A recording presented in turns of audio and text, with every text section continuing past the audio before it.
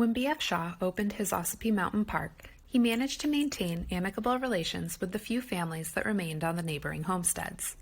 Shaw employed Henry Horne as his property manager, and the Lee family's farm kept the kitchen at Weelaka Hall well supplied. Sadly, a similarly pleasant relationship was not destined when Thomas Plant took ownership of Shaw's property. While traveling in Europe in 1911, Plant reportedly wired his brother William and other agents to begin purchasing land in the Ossipee Mountains on his behalf. Rumors quickly spread, and by October, newspapers were running stories about Plant's intentions. Most, it seemed, believed he was simply a wealthy man intent on hoarding some of the region's most beautiful land. He was called selfish and unyielding.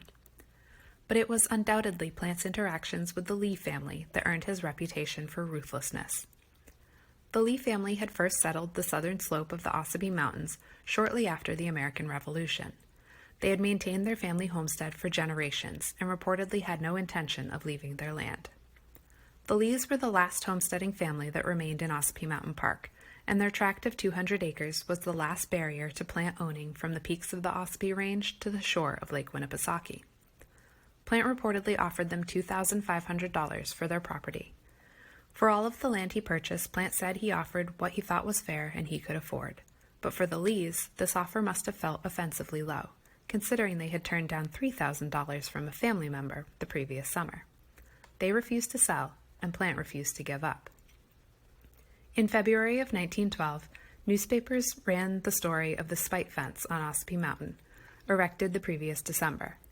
The fence, which reportedly stood 20 feet high and ran hundreds of feet, blocked the Lees' view of Lake Winnipesaukee. The fence, as well as nearby buildings, were splattered with paint and decorated with roughly drawn roosters holding $500 bills. In the end, the fence had the desired effect. In 1913, the Lee family sold their property to Plant for $4,000 and moved into town. Unfortunately, Plant's next actions did nothing to improve his reputation with the local community. After acquiring the land he wanted, Plant set about clearing remnants of earlier occupants. He had buildings burned and built a dam to create Shannon Lake, flooding the location of the Horne homestead. He even attempted to remove the Lee family cemetery, which he called an eyesore. Of course, the sheriff halted his plan, informing Plant that any damage to a cemetery is considered desecration and is illegal. Plant was ordered to return the stones and repair any damage he had caused, which he did, and today the small cemetery still lies at the top of Ossipee Park Road, just across the way from one of Plant's gatehouses. Plant's relationship with the community was not the only troubled one during these years. At the time, Plant was an involuntary fixture in the newspapers, having been the subject of a media frenzy during his bitter dispute with the United Shoe Machinery Corporation. Plant may have been hoping for some peace and quiet during his retirement in the Lakes region. But reporters still came, and on one occasion, Plant appears to have lashed out. In 1914, he was fined 1 cent and costs for allegedly beating a reporter. Plant, of course, appealed the case. But not all the press was bad.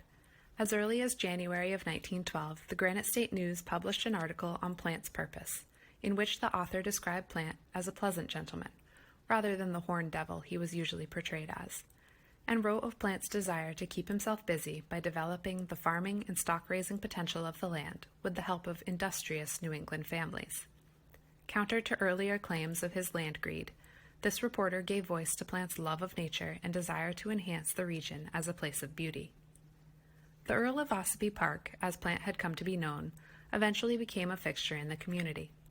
Local newspapers kept tabs on his seasonal travels and reported on his latest diversions, like tobogganing, or more serious pursuits, such as constructing a home for the elderly poor of Bath, Maine, or establishing the Bald Peak Colony Club in Melvin Village. By some accounts, he was hard-hearted, exacting, and stern, while others spoke of his charm and wit and lauded his philanthropic pursuits. Thomas Plant may have remained a polarizing figure in the community, but he was undoubtedly a man who knew what he wanted and worked hard to achieve his goals.